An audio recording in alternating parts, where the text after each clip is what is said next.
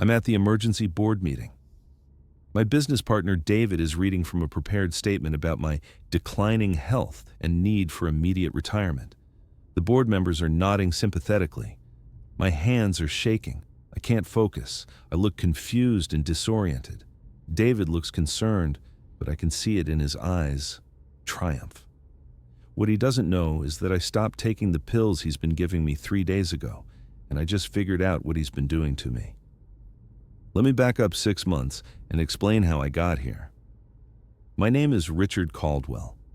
I'm 68 years old and the founder of Caldwell Technologies, a software company I started 32 years ago in my garage. We now employ 340 people and generate $120 million in annual revenue. The company is worth approximately $85 million if sold, but worth far more as a going concern. 20 years ago, I brought in David Morrison as a partner. He was brilliant with operations and sales, complementing my technical expertise. We split ownership 60-40, with me maintaining controlling interest. We've been successful together, building the company into something significant. 6 months ago, I started having problems. Small things at first, tremors in my hands during board meetings, difficulty concentrating on complex technical discussions. Occasional confusion about details I should have remembered easily. Fatigue that hit me suddenly in the middle of the day. I went to my doctor, concerned about early onset Parkinson's or dementia. Dr. Patricia Morrison ran extensive tests, blood work, brain scans, neurological evaluations. Everything came back normal. Richard, you're in excellent health for 68. No signs of neurological disease, no cognitive impairment. You might just be experiencing stress-related symptoms. Have you considered reducing your workload? But the symptoms got worse. The tremors became more pronounced, the confusion more frequent. Board members started noticing. Employees whispered when I walked by. And David became increasingly concerned about my health.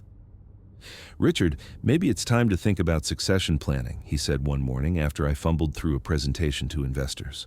Not retirement necessarily, just preparing for the future. I'm fine, David. Just having some off days. You've been having off days for months now. I'm worried about you, and I'm worried about the company. If something happens to you suddenly, we're not prepared. He was right, of course. Any good business should have succession plans. So I agreed to start the process, working with lawyers and financial advisors to structure a transition. But something felt wrong. I couldn't articulate it, but there was a nagging sense that the symptoms didn't add up to any medical condition. They came and went in patterns I couldn't explain. The breakthrough came 3 weeks ago during a particularly bad episode at a board meeting. I was presenting our quarterly results when suddenly my hands started shaking so badly I couldn't hold my papers. My vision blurred. I couldn't remember the revenue numbers I'd reviewed that morning. David stepped in smoothly, taking over the presentation, explaining to the board that I'd been experiencing health issues and perhaps should step back from day-to-day operations. After the meeting, he walked me back to my office and insisted I sit down. Richard, this is getting serious. You need to see a specialist. In the meantime, let me handle more of the operational duties. You focus on getting better. He pulled out a pill bottle from his briefcase. My doctor prescribed these for me when I was having stress-related issues a few years ago. They really helped. Why don't you try them? Just until you can get in with a specialist. I took the pill bottle and looked at the label. Generic stress medication prescribed to David Morrison. The pills were small, white, and looked innocuous. I don't know, David. Taking someone else's prescription doesn't seem smart. It's just stress medication, completely safe. And honestly, I think it might help you get through this rough patch. Against my better judgment, I took 1 pill that evening. Within an hour, I felt worse. The tremors increased. My mind felt foggy. I went to bed early, assuming I was just having a bad reaction. The next morning, David called before I even got to the office. How are you feeling? Did the medication help? Actually, I feel worse. That's normal at first. Your body needs to adjust. Take another one this morning. Trust me, it'll help in a few days. I took another pill, and another the next day. David checked in daily, sometimes multiple times a day, always asking if I'd taken my medication, always assuring me the symptoms would improve soon. They didn't improve. They got dramatically worse. 2 weeks into taking David's pills, I could barely function. The tremors were constant. My thinking was so muddled I couldn't complete simple tasks. I forgot meetings, lost track of conversations, struggled to focus on anything for more than a few minutes. And David was always there, helpful and concerned, taking over more of my responsibilities, reassuring the board that he was managing things while I dealt with my health issues. Then, 3 days ago, something happened that changed everything. I was at home, about to take my evening pill, when I dropped the bottle. Pills scattered across my kitchen floor. As I bent to pick them up, I noticed something odd. The pills looked slightly different from each other, different sizes, slightly different shades of white. Stress medication from a single prescription should look identical. These didn't. I gathered the pills carefully and examined them under a bright light. Some were indeed identical, but mixed in were other pills, similar size and color, but with different markings. My hands started shaking again, but this time from realization rather than whatever was in these pills. Someone had added other medication to this bottle, and the only person who'd given me pills was David. I didn't take the pill that evening, or the next morning. David called at 9 a.m., as he always did. "Richard, did you take your morning pill?" "Yes," I lied. "Good. How are you feeling?" "About the same. It takes time. Keep taking them." By the end of the first day without the pills, I felt slightly clearer. By the end of the second day, the tremors had decreased noticeably. By the third day, my mind felt sharp for the first time in months. Someone had been poisoning me, and that someone was David. The question was why, and the answer became obvious when I reviewed the succession planning documents our lawyers had prepared. If I retired or died, David had the option to buy my shares at a predetermined price, $40 million, which was fair market value 6 months ago, but significantly undervalued now. If David could force me out while I appeared mentally and physically incompetent, he could take control of an $85 million company for $40 million, a $45 million profit from making me sick. I needed proof. So I did what any engineer would do. I developed a testing protocol. I took 3 of the suspicious pills to a private laboratory, telling them I suspected medication tampering. The lab tech looked concerned, but agreed to analyze them for me. "This will take about 5 days for a complete analysis," she said. "We'll identify every compound in these pills." While waiting for the lab results, I continued pretending to take David's pills, but I was no longer actually taking them. Instead, I palmed them and disposed of them later. Each morning when David called to confirm I'd taken my medication, I lied. And as I stopped taking the pills, I got better. The tremors faded, the confusion cleared, the fatigue disappeared. Within a week of stopping the pills, I felt like myself again. But I played sick. When David was around, or when I knew he'd hear about it, I maintained the symptoms: shaky hands, confused expressions, difficulty focusing. It was like acting in a play where the stakes were my company and possibly my life. 5 days later, the lab results came back. I sat in my home office reading the analysis with growing horror and rage. The pills contained a cocktail of drugs: benzodiazepines to cause confusion and sedation, a beta blocker to cause tremors and fatigue, and small amounts of anticholinergics to create memory problems and disorientation. Mixed together and taken daily, these drugs would create symptoms that looked like neurological disease or dementia. None of the individual drugs were at lethal doses. David was too smart for that. But together, they were incapacitating. And David had been giving them to me for months, systematically destroying my health and competence to force me out of the company we'd built together.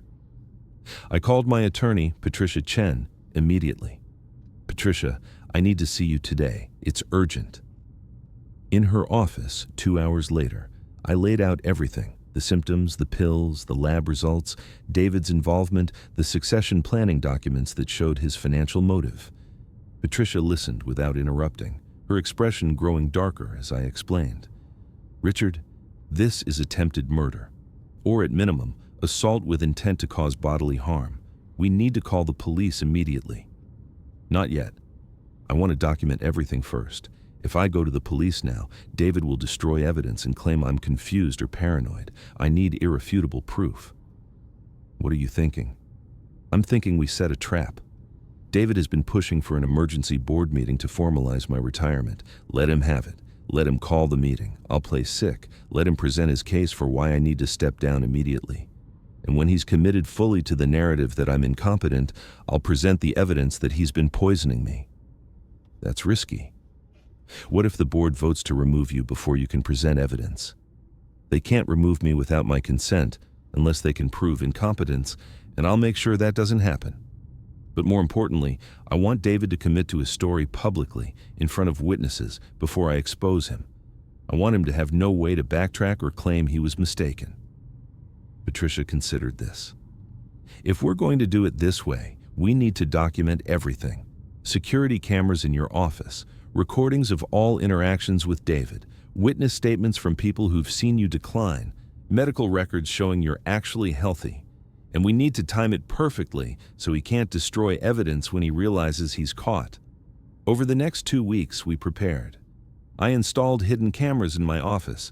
I kept detailed logs of every interaction with David. I got comprehensive medical evaluations from 3 different doctors, all confirming I had no neurological disease. I had the remaining pills in David's bottle analyzed, confirming they all contained the same drug cocktail.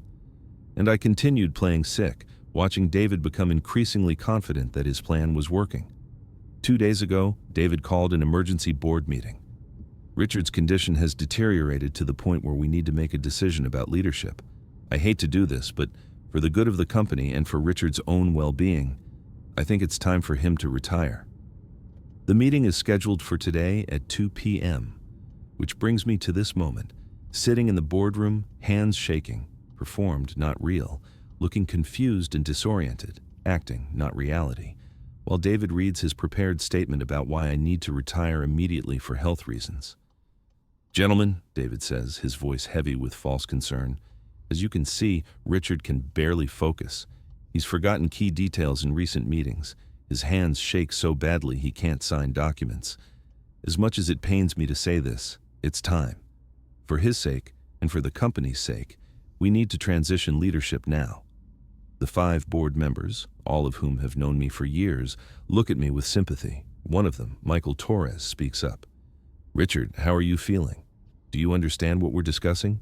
I could answer clearly, showing them I'm perfectly competent, but that would tip David off too early, so I play along a bit longer. I'm having trouble following. What meeting is this?" David exchanges a meaningful look with the board members. "See?" his expression says. He's clearly incompetent. "Richard," David continues gently, "we're discussing the best way forward for the company.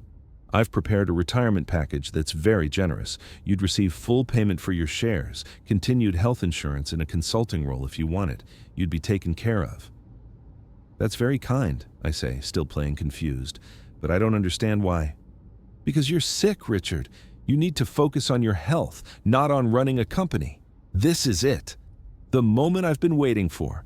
David is fully committed to the narrative. He's told the board I'm incompetent. He's presented his generous retirement package. He's positioned himself as the concerned partner, just trying to help. Time to flip the script. I stop shaking. I sit up straighter. And when I speak, my voice is clear and steady. I stop shaking. I sit up straighter. And when I speak, my voice is clear and steady. "Actually, David, I'm not sick. I never was. Shall we discuss what you've been putting in those pills you insisted I take?" The room goes completely silent. David's face drains of color. "Richard, what are you talking about? You've been declining for months. I've been declining because you've been poisoning me." I pull out a folder from my briefcase and slide it across the table. "These are laboratory analyses of the pills you gave me, the ones you said were stress medication. Would you like to know what's actually in them?" Michael Torres picks up the folder and starts reading. His expression changes from sympathy to shock. "Benzodiazepines, beta blockers, anticholinergics," I continue. "A carefully designed cocktail to create symptoms that look like neurological disease. Tremors, confusion, memory problems, fatigue. You've been systematically poisoning me for 6 months, David." "That's insane." "Those were prescription medications from my doctor." "Really? Then you won't mind if we call your doctor right now and confirm that prescription?" I pull out my phone. Dr. Stephen Richards, isn't it? I have his number right here. David's mouth opens and closes. No words come out. Or we could call the pharmacy and verify the prescription was actually filled. Or we could discuss why the pills in your bottle have 3 different types of medication mixed together when a legitimate prescription would only contain one type. Board member Jennifer Walsh speaks up, her voice tight. Richard, are you saying David tried to poison you? I'm saying David has been giving me drugs designed to make me appear incompetent so he could force me out of the company and buy my shares at below market value. The succession documents he prepared give him the option to buy me out for $40 million. The company is currently worth $85 million. That's a $45 million profit from making me sick. This is ridiculous, David finally finds his voice. Richard, you're clearly confused. You're having paranoid delusions, which is another symptom of your condition. Gentlemen, this proves my point exactly. He needs medical help. Medical help? I stand up, completely steady, no tremors at all. I've had medical help. 3 different doctors have evaluated me in the past 2 weeks. All confirm I have no neurological disease, no cognitive impairment, no health problems except those caused by the drugs you were giving me. I pull out another folder. These are medical evaluations from Dr. Patricia Morrison, Dr. James Chen, and Dr. Robert Williams. All board-certified physicians, all confirming I'm in excellent health. Michael Torres is reading the medical reports now, passing pages to other board members. The expressions around the table shift from sympathy for my supposed illness to horror at what they're learning. Furthermore, I continue, I've been recording our conversations for the past 3 weeks. Would anyone like to hear the recordings of David calling me every morning to make sure I took my medication? His insistence that I keep taking the pills even when I told him they were making me feel worse? David is on his feet now. You recorded me without consent? That's illegal. Actually, in this state, one-party consent is sufficient for recordings, and I'm the one party who consented. Patricia, would you like to play the relevant clips? My attorney, who's been sitting quietly in the corner taking notes, opens her laptop. David's voice fills the conference room through the speakers. Did you take your morning pill, Richard? Good. How are you feeling? Keep taking them. It takes time to work. The symptoms will improve soon, I promise. Another clip from a week later. Richard, you need to trust me on this. The medication is helping even if it doesn't feel like it. Don't stop taking them. Your health depends on it. And another from 3 days before the board meeting. I know this is hard, but you need to accept that you're not capable of running the company anymore.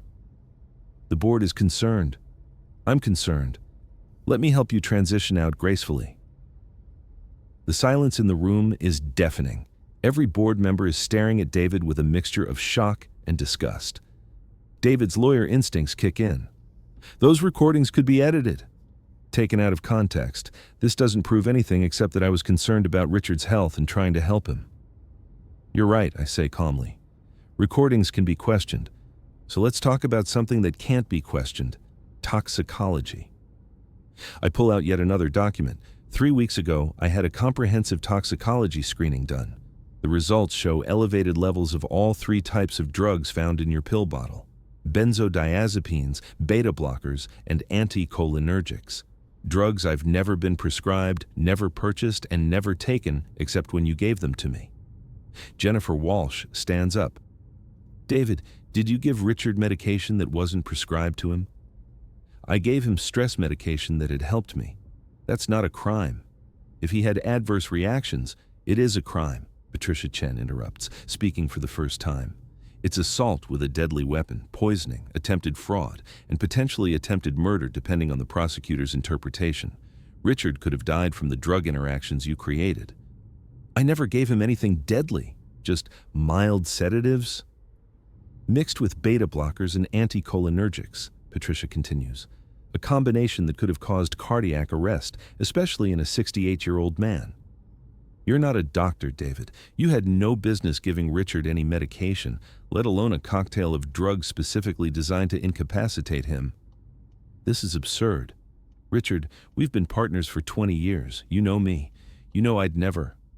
I thought I knew you, I interrupt. But the David I knew wouldn't systematically poison his partner to steal his company.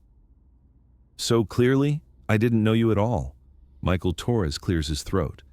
I think this meeting needs to adjourn immediately. David, I strongly suggest you retain criminal counsel. Richard, I apologize on behalf of this board for not recognizing what was happening sooner. You couldn't have known, I tell him.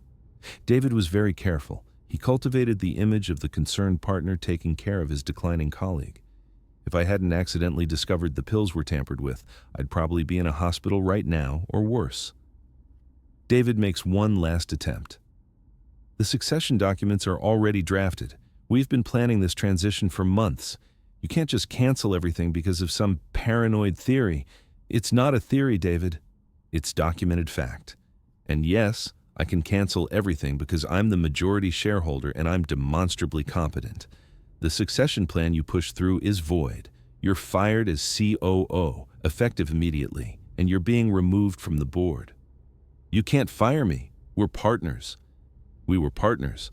Now you're a criminal who tried to poison me. Security will escort you out of the building. You have 1 hour to clean out your personal belongings under supervision. Any company property, files, or data stays here. I press the intercom button. Security, please come to the boardroom. 2 security guards enter within minutes. They've been briefed by Patricia and are ready for this moment. Gentlemen, please escort Mr. Morrison to his office and supervise while he gathers personal items only. He's being terminated for cause and is no longer authorized to be on company property. David looks around the room one last time, perhaps hoping someone will come to his defense. No one speaks. The evidence is too overwhelming, the betrayal too complete. As security leads him toward the door, he turns back one final time. You'll regret this, Richard. I'll sue for wrongful termination. I'll contest the evidence. This isn't over. You're right, I tell him. It's not over. Because after this board meeting, I'm going directly to the police station to file a report for attempted murder and fraud. They'll be very interested in those lab results and the toxicology screening. So yes, David, this isn't over. It's just beginning. After David is escorted out, I sit back down with the remaining board members. They look shaken, processing what just happened. I apologize for the dramatic revelation, I tell them. But I needed David to commit fully to his story about my incompetence before exposing his fraud. If I had confronted him privately, he could have destroyed evidence and claimed I was confused. Don't apologize, Jennifer says firmly. You did exactly what you needed to do. My God, Richard, he tried to kill you. Not kill, probably. Just incapacitate enough to force me out. But Patricia's right that the drug combination could have been fatal. I'm lucky I discovered it when I did. Michael Torres speaks up. What happens now? To the company, I mean. We need a new COO. We need to manage the PR fallout when this becomes public, and we need to reassure employees and clients. I have a plan, I tell them. First, we promote Sarah Martinez from VP of Operations to interim COO. She's been doing most of David's actual work for the past year anyway. Second, we issue a statement that David Morrison has left the company to pursue other opportunities. We don't mention the poisoning publicly until after criminal charges are filed. Third, I'm not going anywhere. I'm the founder, I'm healthy, and I'm fully capable of running this company. The board agrees unanimously. For the first time in months, I feel like I'm actually in control of my own company again. After the meeting, Patricia and I drive directly to the police station. Detective Robert Harrison takes our report, and his expression grows darker with each detail. Mr. Caldwell, this is one of the most clear-cut poisoning cases I've encountered. You have lab analysis of the drugs, toxicology showing they were in your system, recordings of Morrison insisting you take the medication, and a clear financial motive. The DA is going to love this case. How long before charges are filed? I'll forward this to the DA's office today. Given the evidence, I'd expect charges within a week. Probably attempted murder, assault with a deadly weapon, fraud, and possibly conspiracy if we can prove anyone helped him. His wife knew he was giving me pills. She mentioned it once at a company party, saying David was so caring to share his medication with me. We'll want to interview her. She might be an accessory if she knew the pills weren't legitimate. That evening, I'm sitting in my study when my phone rings. It's David. Richard, we need to talk. Man to man, partner to partner. Can we meet? We're not partners anymore, David. And anything you say to me now could be used as evidence in your criminal trial. You should probably stop talking to me and start talking to your lawyer. Please, just give me a chance to explain. This is all a terrible misunderstanding. A misunderstanding. You gave me drugs that caused tremors, confusion, and memory loss. That's not a misunderstanding. That's attempted murder. I never meant to hurt you. I just wanted you to slow down, to consider retirement. The drugs were supposed to make you feel tired, that's all. I didn't know they'd have such severe effects. I'm recording this conversation, and David is confessing. I let him continue. The company needs young leadership, Richard. You're 68. It's time to let go. I was trying to help you see that. By poisoning me? By making you uncomfortable enough to consider retirement. That's different from poisoning. No, David. It's not different. It's exactly the same thing. You gave me drugs without my knowledge or consent with the intent to incapacitate me. That's poisoning. And the reason you did it was to steal my company. That's fraud. I wasn't stealing. The succession documents were fair. $40 million is reasonable. For a company worth $85 million, that's theft, David. You were planning to buy my shares at half their value while I was too incapacitated to understand what I was signing. This is all because of those lawyers, isn't it? They convinced you I was trying to hurt you. Richard, we've been friends for 20 years. Don't let lawyers destroy our relationship. You destroyed our relationship when you put the first pill in my coffee 6 months ago. Don't blame lawyers for documenting what you did. What do you want? Money? A bigger share of the company? Name your price. We can work this out. I don't want money from you, David. I want you to face consequences for attempted murder. The police have all the evidence. Charges will be filed this week, and I'm going to make sure everyone knows exactly what you did. If you go public with this, it'll destroy the company. Clients will lose confidence. Employees will panic. Stock value will tank. You'll hurt yourself just to hurt me. The company will survive. We have strong products, good people, and solid finances. What we don't need is a COO who poisons the founder. That's the liability we're eliminating. Richard, please. I have a wife, kids in college. This will ruin my life. You should have thought about that before you started poisoning me. Goodbye, David. I'll see you in court. I hang up and send the recording to Detective Harrison immediately. David just confessed to everything on tape. Any defense attorney would have told him to stop talking, but desperation made him stupid. 2 days later, the police arrest David at his home. The charges are extensive: attempted murder, assault with a deadly weapon, fraud, criminal conspiracy, and reckless endangerment. His bail is set at $500,000. The local business press picks up the story immediately. Tech executive arrested for allegedly poisoning business partner. The details are sensational enough that even national news outlets cover it. The company issues a statement. Caldwell Technologies has terminated David Morrison for cause following discovery of serious misconduct. The company remains under the strong leadership of founder Richard Caldwell, who is in excellent health and fully engaged in operations. We are cooperating with law enforcement regarding ongoing criminal investigations. Employees are shocked but supportive. Several tell me they'd noticed changes in my behavior over recent months, but assumed it was age or stress. No one suspected poisoning. Clients call to express concern and support. Most are satisfied with our statement and reassured that the company remains stable. A few are troubled by the scandal, but we don't lose any major accounts. And the board formally votes to restructure company ownership, removing David's shares and redistributing them among key employees and existing shareholders. David forfeits everything: his ownership stake, his severance package, even his accumulated vacation pay. He leaves with nothing except criminal charges and legal bills. 3 weeks after David's arrest, I'm sitting in the district attorney's office with Patricia Chen and Assistant DA Karen Martinez. She's reviewed all the evidence and is preparing for trial. Mr. Caldwell, this is one of the strongest attempted murder cases I've prosecuted. The lab analysis, the toxicology reports, the recordings of Morrison insisting you take the medication, the financial motive documented in the succession planning. A jury is going to convict him quickly. What kind of sentence are we looking at? Attempted murder in the first degree carries 15 to 30 years. With the other charges, fraud, assault, conspiracy, he's looking at potentially 40 years in prison. He'll be 90 years old before he's eligible for parole, Patricia speaks up. David's attorney has reached out about a plea deal. They're offering to plead guilty to aggravated assault in exchange for dropping the attempted murder charge. What would the sentence be? 5 to 10 years. He'd be out in his mid-70s with good behavior. No, I say immediately. He systematically poisoned me for 6 months with drugs that could have killed me. He did it to steal my company. That's attempted murder, not aggravated assault. Karen nods approvingly. I agree. We're taking this to trial.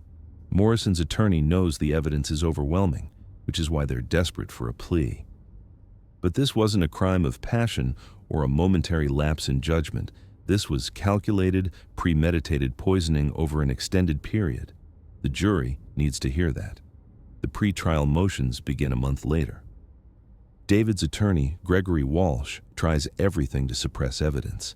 He challenges the lab analysis, claiming the pills could have been contaminated after I received them. He challenges the recordings, arguing they were obtained illegally. He even challenges my medical evaluations, suggesting the doctors were biased because I paid them. Judge Patricia Morrison denies every motion. The evidence was properly obtained, properly analyzed, and properly documented. The defense can challenge its interpretation at trial, but they can't suppress it on procedural grounds. Motion denied. During the discovery phase, we learned some disturbing details about David's planning. His computer search history, obtained through warrant, shows months of research into drugs that cause symptoms mimicking neurological disease. Searches like drugs that cause tremors, medication that causes confusion, how to make someone appear senile. We also discover he'd taken out a life insurance policy on me 6 months before starting the poisoning. $5 million, with the company as beneficiary, which David controlled as COO. If I'd died, he would have collected insurance money on top of buying my shares cheaply. This elevates it beyond attempted murder, Karen tells me. This was attempted murder for financial gain, which is capital murder in some states. He wasn't just trying to incapacitate you. He was setting things up so your death would benefit him financially. The insurance discovery changes everything. David's attorney stops pushing for trial and starts begging for a plea deal. 20 years, Patricia tells me after another negotiation session. They're offering to plead guilty to attempted murder with a 20-year sentence. No possibility of parole before 15 years served. What do you think? I think we'd win at trial and get a longer sentence, but trials are unpredictable. A plea deal guarantees he goes to prison for a significant time. You're 68. Do you want to spend the next year preparing for trial and testifying, or do you want closure? I think about this carefully. A trial would mean reliving the poisoning, explaining to a jury how my business partner of 20 years tried to kill me, watching David's attorney try to make me look paranoid or vindictive, media coverage of every detail. If he pleads guilty, does he have to admit what he did? Publicly? Yes. As part of the plea agreement, he has to allocute. That means standing in court and admitting to the crimes in detail. He has to say what he did, why he did it, and acknowledge the harm he caused. Then I'll accept the plea. I want him to admit it publicly. I want everyone to hear him confess that he poisoned me to steal my company. The plea hearing happens 2 weeks later. The courtroom is packed with employees, journalists, and business associates. David stands before the judge looking 10 years older than he did 6 months ago. Judge Morrison addresses him directly. Mr. Morrison, you're entering a guilty plea to attempted murder in the first degree. Before I accept this plea, I need you to explain to the court exactly what you did and why you did it. In your own words. David's voice is barely audible. I gave Richard Caldwell drugs that weren't prescribed to him. I did it to make him appear sick and incompetent so I could force him to retire and buy his company shares at below market value. What kind of drugs? Benzodiazepines, beta blockers, and anticholinergics. I researched drugs that would cause symptoms like tremors, confusion, and memory loss. I wanted to make him look like he had Parkinson's or dementia. How long did you do this?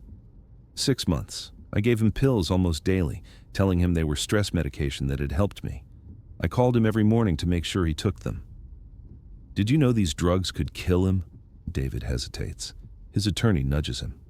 Yes, I knew the combination was dangerous, especially for someone his age. I knew he could have had a cardiac event or stroke. And yet you gave them to him anyway? Yes. Why? Because I wanted control of the company.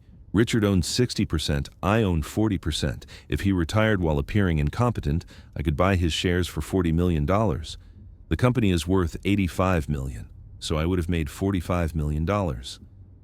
So you tried to kill your business partner of 20 years for money? Yes, Your Honor. The courtroom is completely silent. Even though everyone knew the basic facts, hearing David confess in his own words is chilling. Judge Morrison's expression is stern. Mr. Morrison, in 30 years on the bench, I've seen many betrayals. But poisoning a business partner over an extended period for financial gain is among the worst. You didn't act in passion or desperation. You calculated, planned, and executed a scheme to destroy a man's health and steal his company. The only reason you're not facing murder charges is that Mr. Caldwell discovered your plot before you succeeded. She sentences him to 25 years in prison, 5 more than the plea agreement recommended. The plea deal specified 20 years, but I'm adding 5 more because of the aggravating factors, the premeditation, the extended time frame, the life insurance policy, and the complete betrayal of trust. You'll serve a minimum of 20 years before you're eligible for parole. As David is led away in handcuffs, he doesn't look at me. Maybe he's ashamed. Maybe he's just broken. Either way, I feel no satisfaction, only exhaustion and sadness for what our partnership has become. After the hearing, employees and board members approach to offer support. Many tell me they're relieved the ordeal is over. Some admit they suspected something was wrong, but didn't know what. A few apologize for not recognizing the poisoning sooner. You couldn't have known, I tell them repeatedly. David was very skilled at creating a believable narrative. If I hadn't accidentally discovered the pills were wrong, none of us would have known until it was too late. 6 months after David's sentencing, the company has fully recovered. Sarah Martinez is thriving as COO. Revenue is up 12%. We've launched 2 new products, and employee morale is higher than it's been in years. I'm healthier than I've been in a decade. All the symptoms David's drugs caused, the tremors, confusion, fatigue, are completely gone. My doctors confirm I'm in excellent condition for 69 years old. The only lasting effect is a deep skepticism about accepting anything from anyone without verification. We've implemented new corporate governance policies. No single executive can make major decisions without board oversight. Financial controls are tighter. And we've created an anonymous hotline for employees to report concerns about executive conduct. We're preventing the next David Morrison, Sarah tells me during a quarterly review, making sure no one person has enough unchecked power to abuse the system. 1 year after David's sentencing, I receive a letter from him in prison. It's 3 pages long, handwritten, starting with "I'm sorry" and ending with a request that I forgive him. He claims he spent a year in therapy understanding his actions. He acknowledges the poisoning was wrong. He says he was consumed by greed and ego, unable to accept that I would always be the founder while he would always be second. He writes about the jealousy that built over years of watching me get credit for our successes. I convinced myself you were holding the company back, that younger leadership was needed, that I could run things better if you were gone. I was wrong about everything. I destroyed our partnership, nearly killed you, and ruined my own life because I couldn't accept being the number 2. The letter asks for forgiveness, but not for appeals or early release. Just forgiveness. I don't respond immediately. I need time to process whether I can forgive someone who poisoned me for 6 months. 2 weeks later, I write back. David, I received your letter. I appreciate the apology, and I hope your therapy is genuine. I can forgive you in the sense that I'm no longer consumed by anger about what you did. But forgiveness doesn't erase consequences. You're still in prison for 25 years, and that's appropriate for attempting to murder someone for financial gain. You tried to steal not just my company, but my health, my autonomy, and potentially my life. You did it over 6 months with careful planning and deliberate execution. That's not a mistake or a lapse in judgment. That's who you chose to become. I hope you use your prison time to genuinely change, but that change doesn't obligate me to forget what you did or to support early release when you're eligible for parole. The company is thriving without you. I'm healthy without you. And I've learned to trust my instincts when something feels wrong, even when the person creating the problem is someone I've known for 20 years. Richard, I send the letter and feel a sense of closure, not forgiveness exactly, but acceptance that what happened has shaped me into someone more cautious and vigilant. 2 years after David's sentencing, I established the Caldwell Foundation for Corporate Ethics. It's funded with $2 million and focuses on education about business betrayal, workplace poisoning prevention, and corporate governance reform. The Foundation's first project is creating educational materials for businesses about recognizing and preventing executive misconduct. We use my case as an example, but we also research other cases where business partners betrayed each other through sabotage.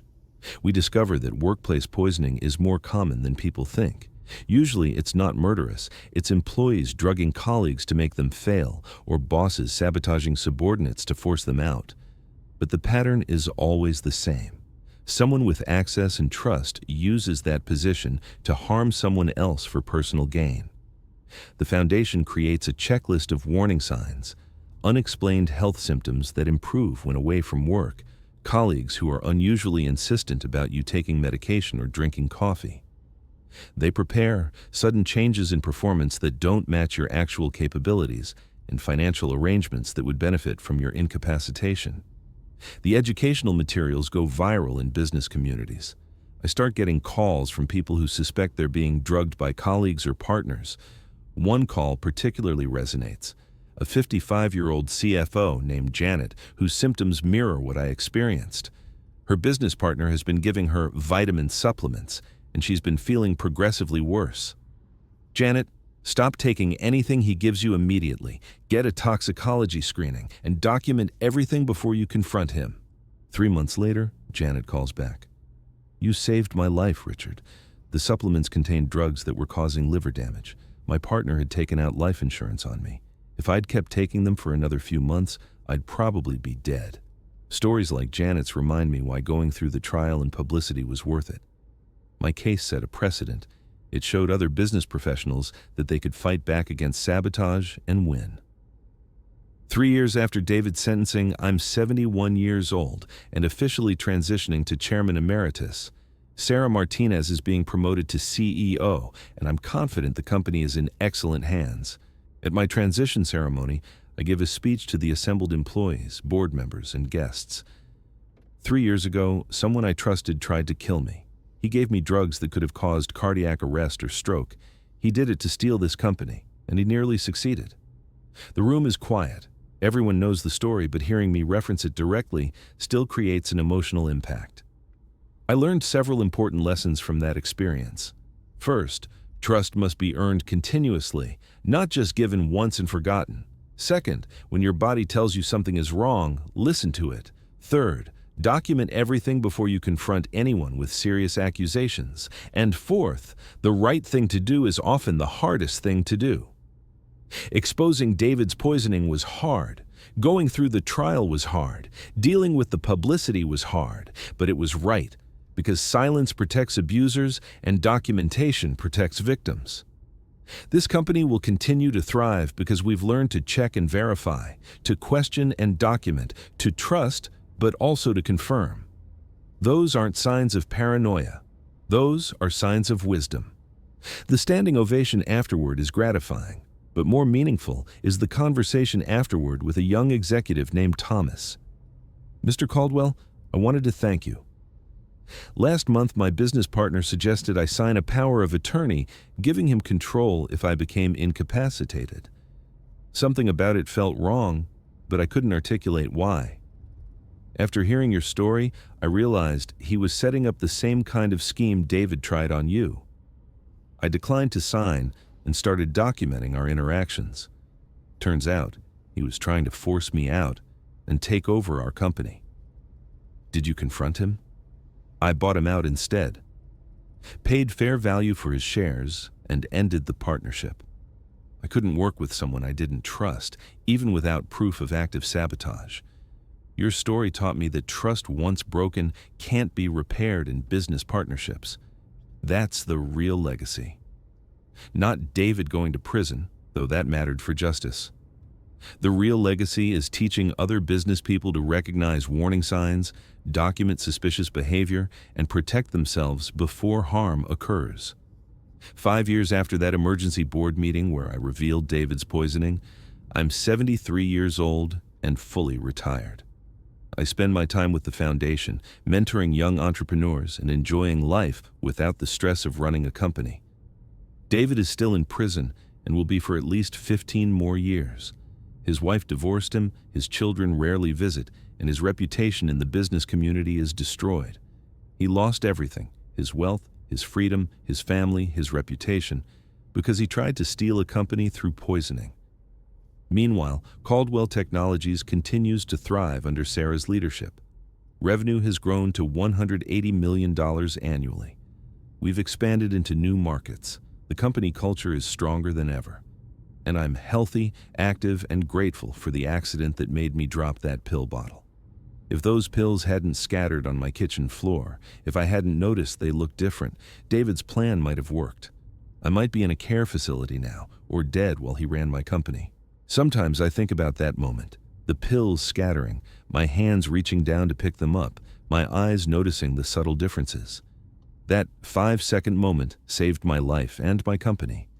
People ask if I regret bringing David into the company 20 years ago. I don't. For 19 of those years, he was an excellent partner. He helped build something significant. The last year doesn't erase the previous 19, but it does teach an important lesson. People can change, and not always for the better. Greed can transform a good partner into a murderer, ego can turn a friend into an enemy, and opportunity plus motivation can create betrayals you never imagined possible. 6 years after exposing David's poisoning, I'm invited to speak at a national conference on workplace safety and corporate crime.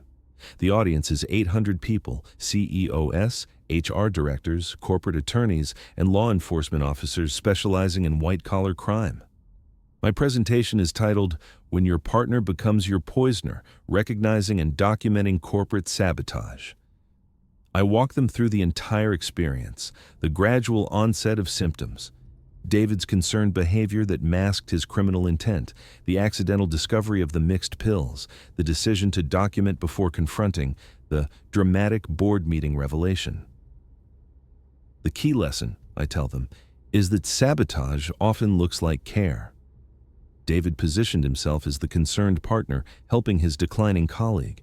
Everyone believed him because why would a successful executive poison his partner? The answer is simple.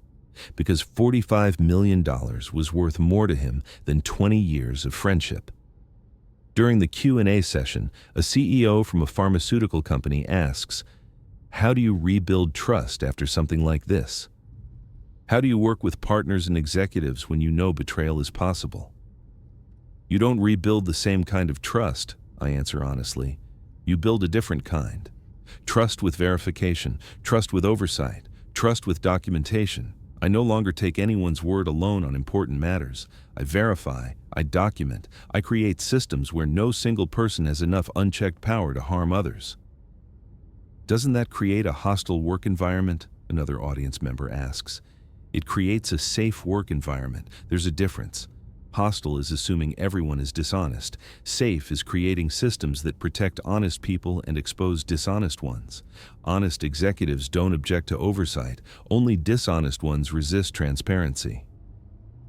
After the conference, dozens of attendees approached me with their own stories.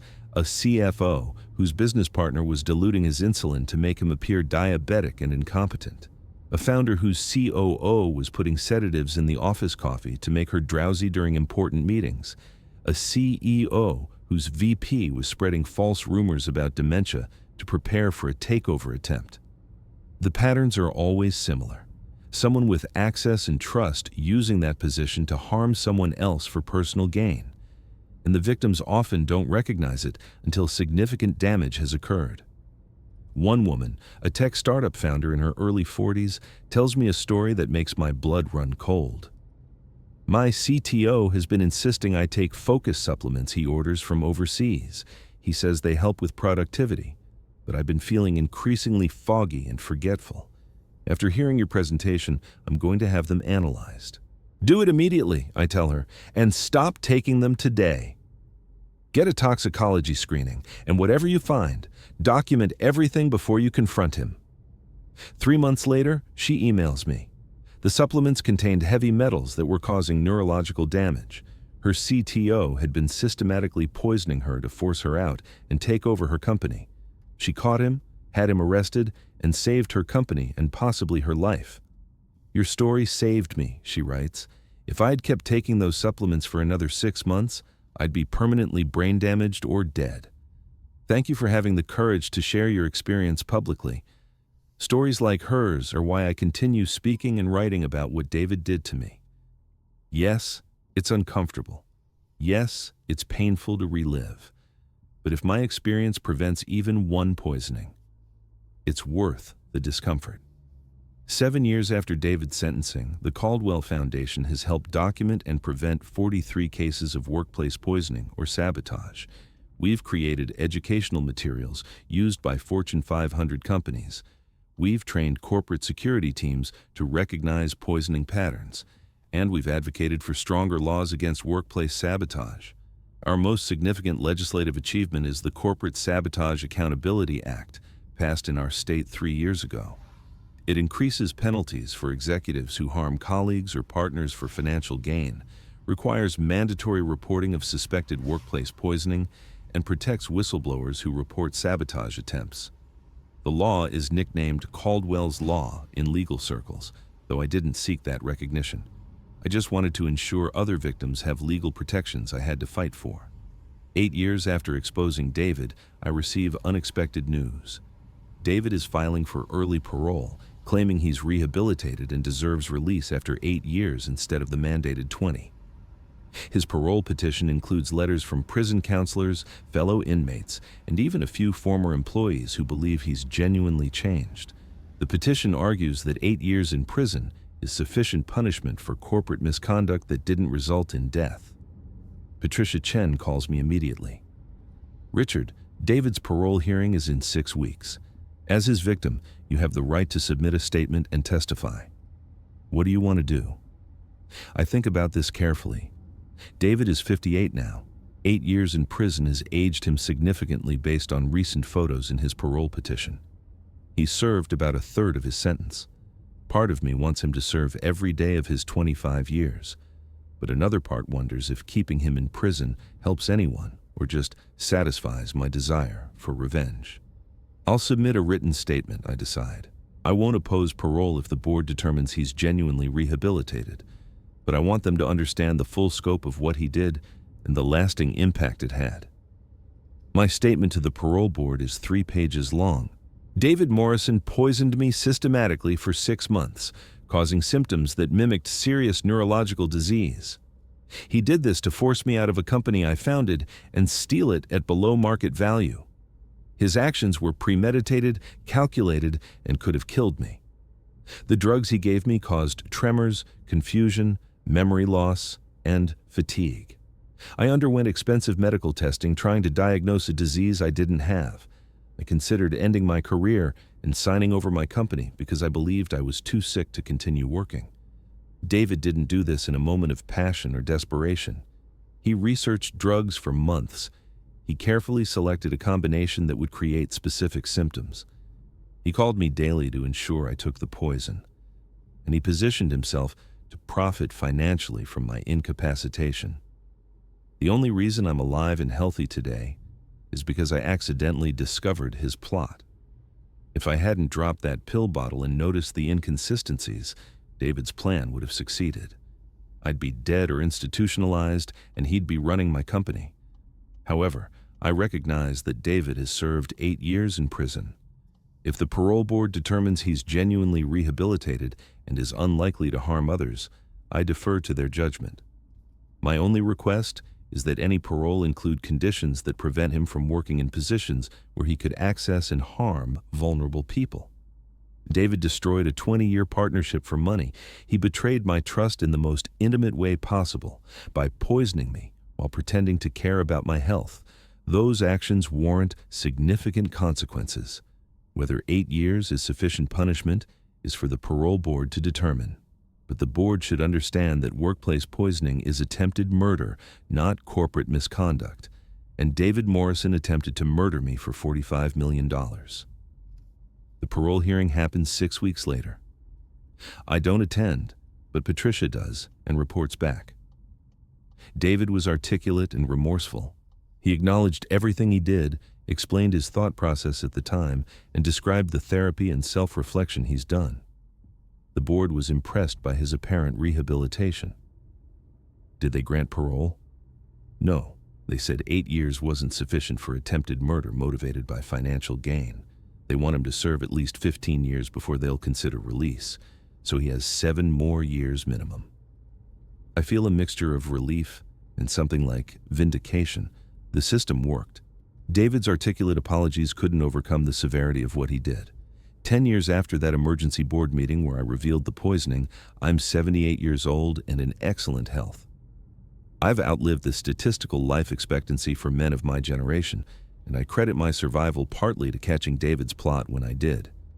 Caldwell Technologies is thriving under new leadership.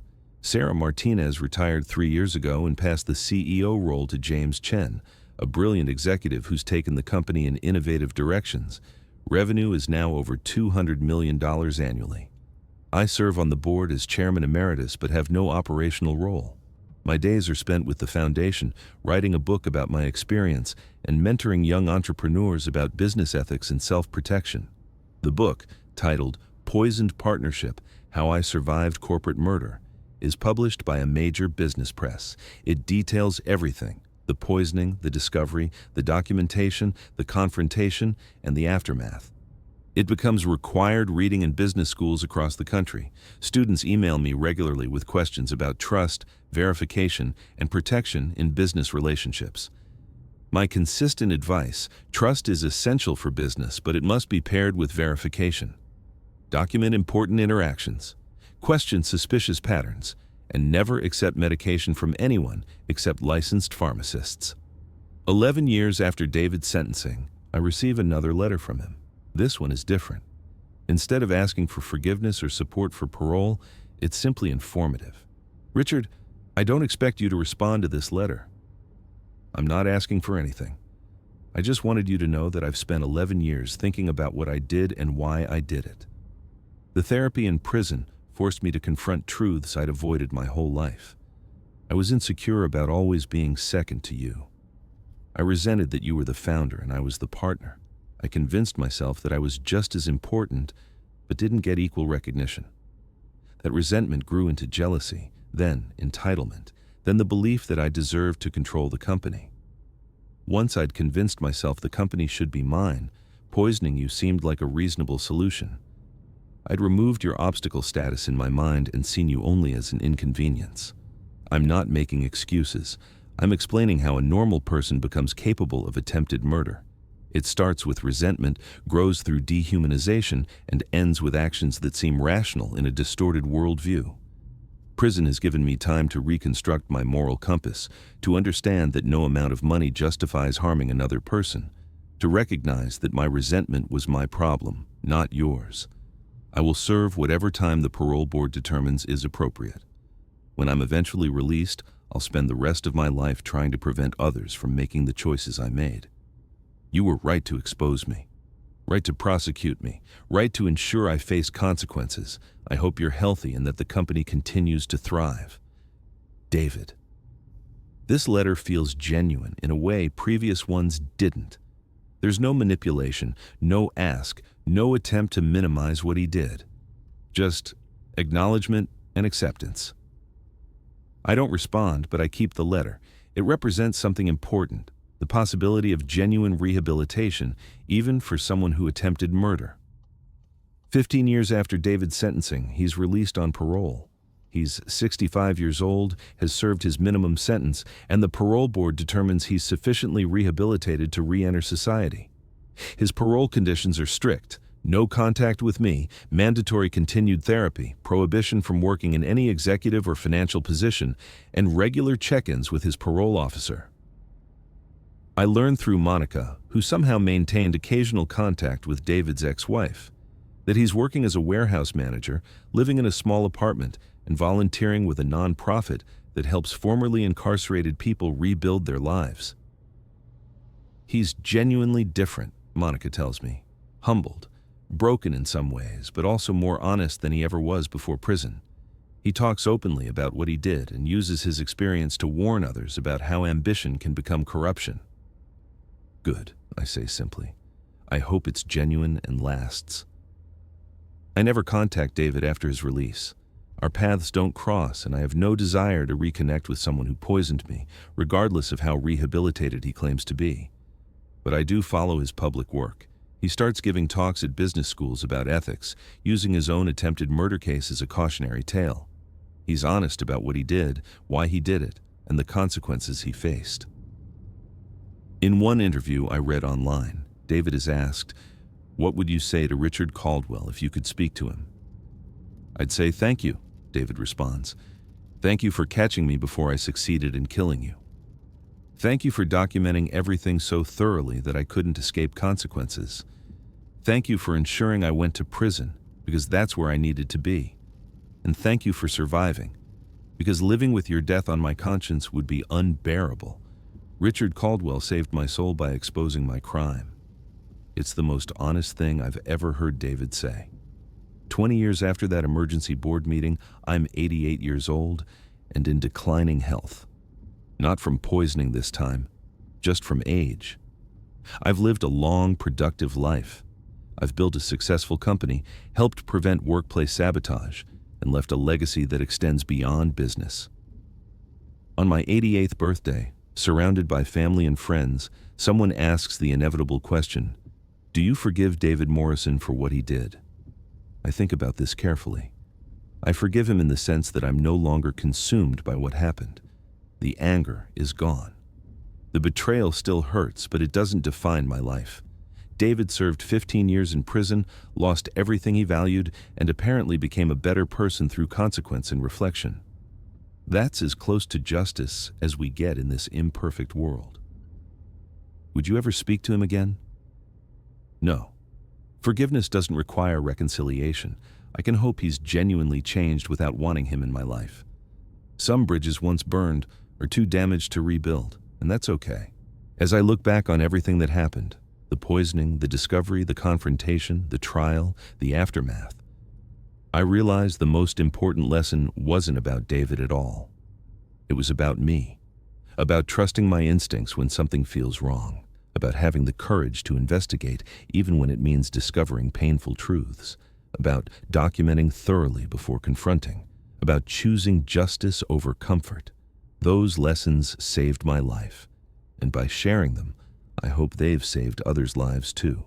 If you enjoyed this story about a business founder who discovered his partner was poisoning him and documented everything before the dramatic reveal, smash that like button and subscribe for more stories where preparation saves lives. Drop a comment and tell me, have you ever had unexplained health symptoms that disappeared when you changed something in your routine? Your story might help someone else recognize they're being sabotaged. And if you work with business partners, remember, trust is essential, but so is verification. Document financial arrangements, get second opinions on major decisions, and if something feels wrong, investigate before it becomes deadly. Hit that notification bell, because next week I'm sharing a story about the nursing home aide who was slowly stealing from elderly residents by convincing them they'd already spent money they hadn't. You won't want to miss how one sharp-minded resident caught her with a simple notebook. Thanks for watching Silent Vengeance, where quiet documentation meets loud justice. See you in the next story.